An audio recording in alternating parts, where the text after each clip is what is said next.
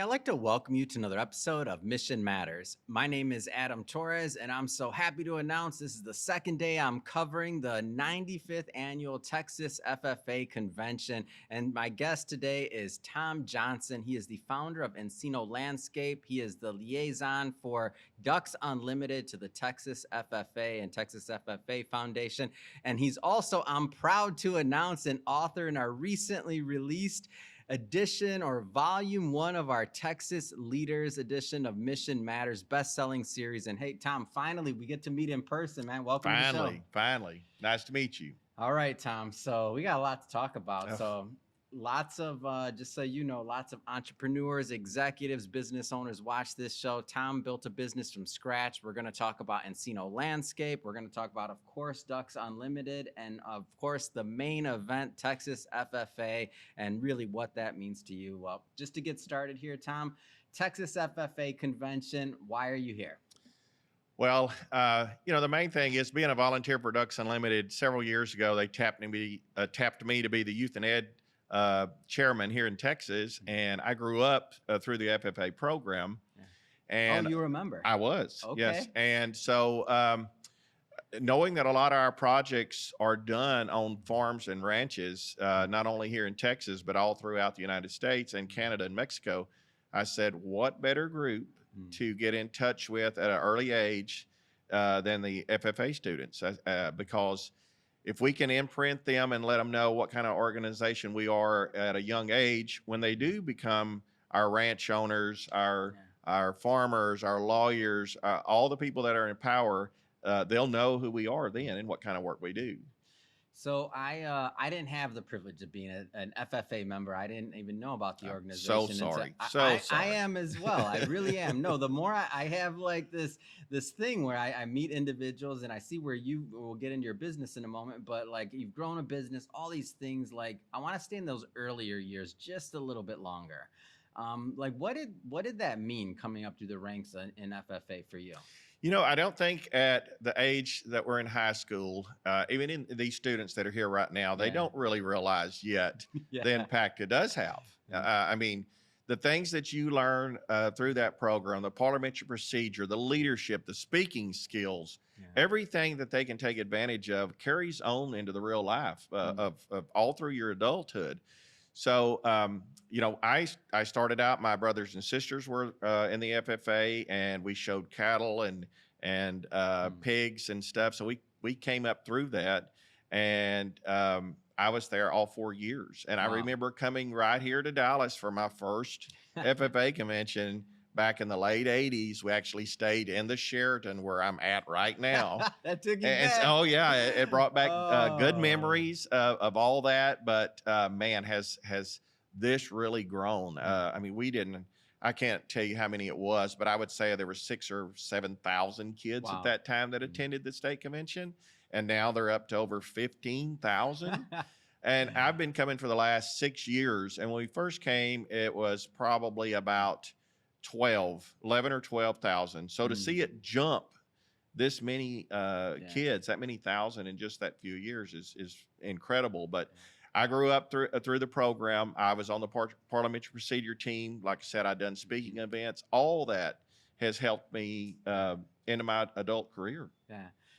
And one of the things that stat, I didn't know it grown that fast, by the way. So that stat's pretty unique to me, because if you think about like some of the other organizations, I won't name any, but let's just say other 90-year plus organizations that maybe are on the decline in terms of membership, and they're having a hard time attracting new members, even though they were doing a lot of good. I think that speaks a lot to the infrastructure, the administration, like everything that FFA is doing, and the magic, really. Right. I mean, they went through COVID. Yeah. And they didn't miss a beat. That's amazing. Amazing. Kids, a lot of schools wouldn't let the students attend the convention, but the numbers were not down that much. I mean, it was still a huge convention, and still a lot of kids got to attend.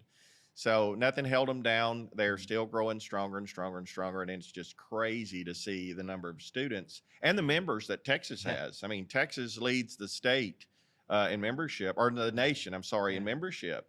And it just continues to grow bigger and bigger and bigger. Yeah. I want to switch it up a little bit here. So Okay. the relationships. Now you mentioned, being in that Sheraton like many years ago and being back there, kind of full circle, right? As an adult, Right. Right. like what about the relationships? Any of those carry They over through do. the years? They do Yeah, carry over. And when I speak to the kids now that are interested in going to college, mm, I tell them it's not necessarily about those grades that you make or that degree you get, mm, but it's the connections you make in college. yeah. You heard the old saying, "It's not what you know, it's who you know." Oh yeah. Well, there's also a second part of that it's who knows you, Yeah. because you may know them and they don't have a clue who you are. So if they don't know who you Yeah. are, then it does no good that if you know them. Mm, So those relationships that they build here uh, can carry on for a lifetime, yeah. and it can benefit both parties. Yeah. Yeah, I can see that, especially at entrepreneurship. So let's kind of go towards the entrepreneurship route a little bit. So Encino landscape, like, so at what point did you kind of feel that it was time to go on this entrepreneurship journey? Well, I knew from a very early age that I would work for myself. Hmm. Um, Some of this is in the book, by the way. Everybody that's watching, that was it what is you in the call a book. setup. So some of this is in the book, and you're good. We'll put a link so you can grab a copy. Go ahead, please. I knew that I was going to work for myself, Yeah. pretty much. At that time, my family trained racehorses, and we ran in Louisiana and here in Texas, and so at a very early age, I moved to Louisiana with some horses and started training there. But I thank God the good Lord smiled on me and got me out of the racehorse business, and I'm going to leave that there. And so me and my dad started a company together, and we were together 12 years doing the same type work. But in 2000, I branched off on my own. Dad was kind of ready to retire and be done with work in general. So I started Encino Landscape, Yeah. and started it. It was out very small, and today, 23 years later, it's now a multi-million-dollar landscape company. We do primarily work for the highway department. We do more concrete work now than we did landscape, but landscape was what brought me at the time. So I just branched out, still do landscape, but like I said, more is along the lines of concrete work. Yeah. But I still today, I'm not kidding when I tell you that I still use things that I learned through the ag program. Like, for instance, I tell the welding teachers that I still can weld, and that may look like a dirt dauber run across it, but I still can weld and fix things on the farm because of what I learned in the ag department. I would have not learned how to weld. I couldn't have ever picked that up out in the field that I was in, but learning it in school, I can tinker with the tractor, even though they're different today than they were back when we learned how to work on them. I still have that basic knowledge of what I learned in ag mechanics or working on tractors there. Yeah. Do you think any of the kind of things that you learned growing up through the ranks in the Texas FFA kind of translated to entrepreneurship? Any lessons learned? I do. I think, especially the contests that they have here, there's two types they have. They have individuals and then they have teams. So the kids that are in the individual contest, they learn to stand on their own 2 feet and participate on their own. Yeah. And they're out there by themselves, So that gives you a lot of confidence. It teaches you to learn from your mistakes and try to better yourself. And so those things there that you learn at a very early age just like I said earlier, that they may not realize it today, but in 20 years from now, they're going to say, that was a lot of help. Yeah. So, I can see that. And yeah, I think about some of my younger experiences and just little businesses or things, and just thinking about like everybody, like it's kind of like, I think of the FFA kind of like a mastermind. Right. Like you have right. you have your chapters, you get to come to these larger events, and you get to come to these competitions as well, and you get to meet each other, and you meet people from all different parts of Texas. Right. So it really unites people, whether they were on social media originally, they met in person. Like I feel like it just becomes this ecosystem. That is true. And I've got guys that are helping me in the booth down there that's never been to the FFA convention. They weren't in FFA. And like one they're probably having my first experience. Oh yeah. Like, what is this? I What told are all them these yesterday, blue I said, jackets? I told him, our little ambassador, I said, take these guys to the floor. I could hear it thumping inside. I knew a session was in. I said, take them to the floor. Let them experience that. And they said, well, tell us about it. I said, no, sir, I'm not telling you anything. You go experience and you come back and you tell me. So I got tickled. The guy came back and he said, I walked in that building. He said, my hair stood up on the back of my neck. And I was like, oh my God, this is like a mosh pit in here. I've never seen this many kids. He was so excited when he came out, and he's down there now. He just can't say enough about the kids. He's really bragging on about yes sir, no sir, the manners, how they'll come up, shake your hand, look you in the eye, and those are things that they're taught. Eye contact. Not that's taught at home and at school. Absolutely. And so the ag department does a really good job of training these kids on how to speak to people, which is really, really good. They'll shake your hand, look you in the eye. All that is learned, or a lot of it's learned through the ag chapters. So they were impressed, to say the least. It's amazing. Yes. Let's spend some time on Ducks Unlimited. Okay. So, and I know you mentioned you're the liaison for Ducks Unlimited to Texas FFA. Like, tell us a little bit more maybe about the organization for those that are unfamiliar. Well, Ducks Unlimited is just a little bit younger than the FFA. I think we're in our 90th year, something right there close. 90 years young? Yeah, 90 years young, 90 years young. Membership level is about the same. But Ducks Unlimited, we do wetlands and waterfowl restoration, and it also benefits a lot of other wildlife and even humans. I always tell the kids that here in Texas and live in this area about how the Trinity River flows down and goes down east of Houston, and there's a lake between here called Richland Chambers, and that actually helps filter and capture the water to release to Lake Livingston, which is 70% owned by Houston for their water. And so we've done a lot of work around Richland Chambers to install some shallow water areas where plants will grow that will filter that water before it goes down. And that resonates to them, because they know where that is. They've seen the swamps that we call them around there, and so they understand what they do. But we do a lot of work here in Texas along the coast. We do a lot of work up in all up through the Midwest in the nesting grounds that we call. But it's just a great organization that we are proud to say that 86 cents of every dollar that we raise goes towards our conservation programs. Wow. Yeah. That's huge. That's huge. That's a large percentage. That's huge. You can go look at any other nonprofits, and they're not near that much money going straight to the programs, especially with that large of an organization. That's right. That infrastructure, that pedigree. That's amazing. That's right. And our strength, I can measure it during COVID when a lot of other conservation groups were having trouble. Ducks Unlimited, we had 660 employees. We laid off about 60 employees, but our fundraising numbers did not shrink.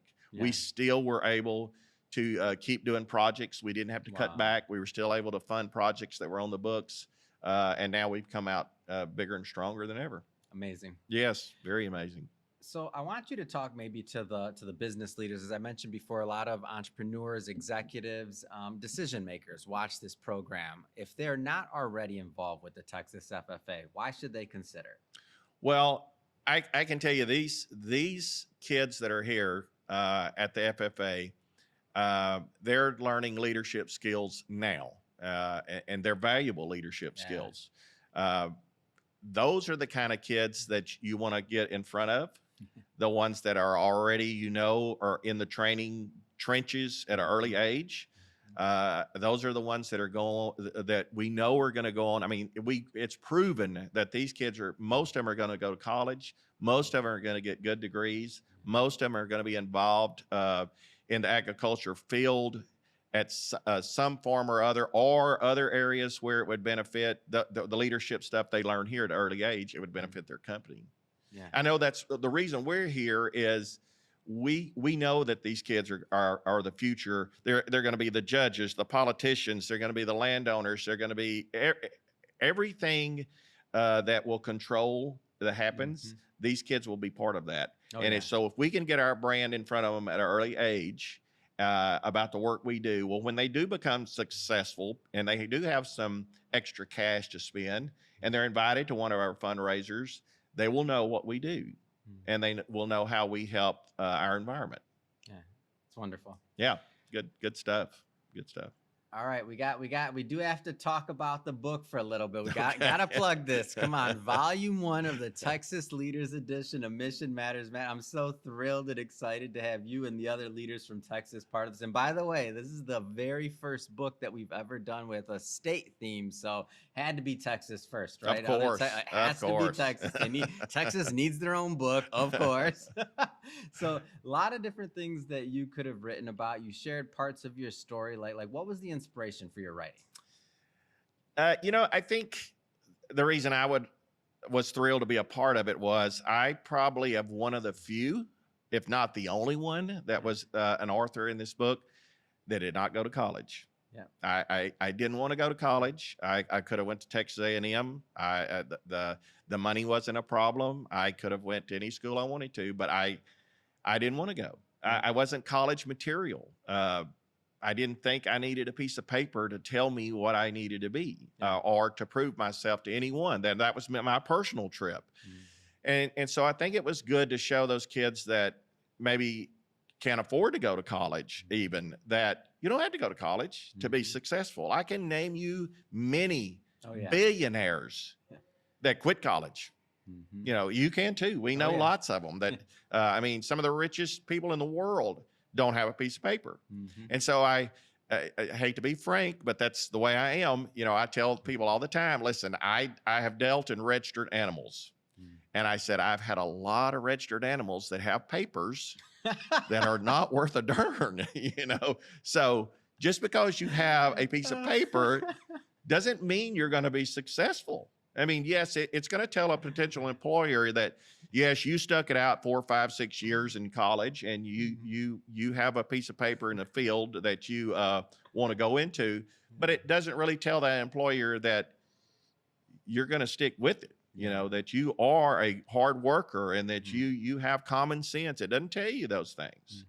So I think I'm unique in that way that I didn't go to college and I didn't have to have a piece of paper to make me successful or say, anything about me. Yeah. I done it through hard work and just grit and drive and not taking no for an answer. Yeah.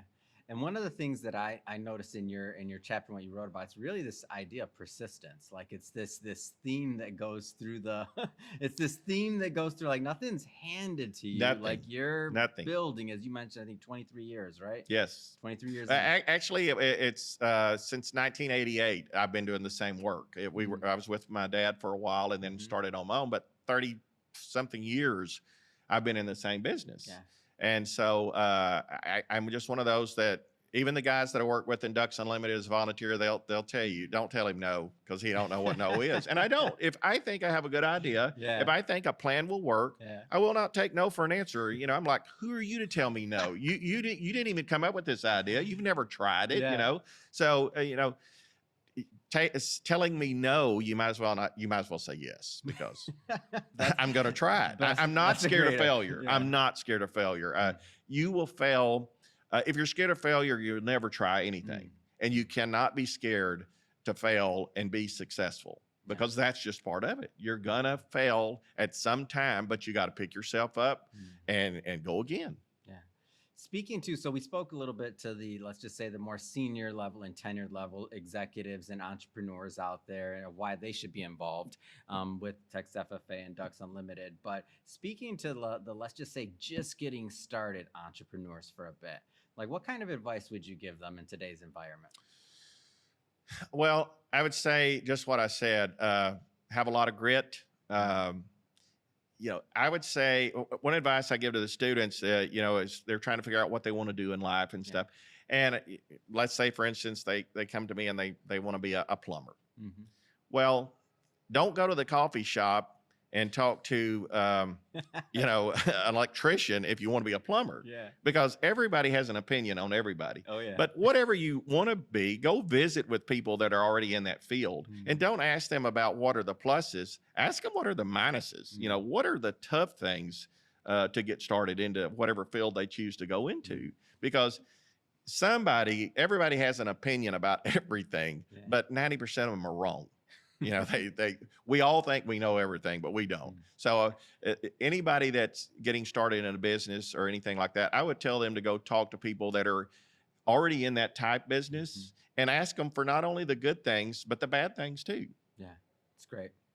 Well, Tom, really appreciate you making some time out today during Enjoyed it. convention Appreciate it. for this conversation and really to talk to all the leaders out there on Texas FFA, also Ducks Unlimited and why to get involved. If people want to follow up and learn more about Ducks Unlimited, what's the best way for them to do that? They can go to our website at ducks.org. Yep. There's a ton of information there for them to become a member even, but they can learn a lot of information there at ducks.org, or they can hear about one of our local events and attend one of those. Fantastic. And we'll put that information in the show notes so everybody can check it out. And Perfect. Tom, just want to say again, thank you for coming on the show. Enjoyed it. Appreciate it.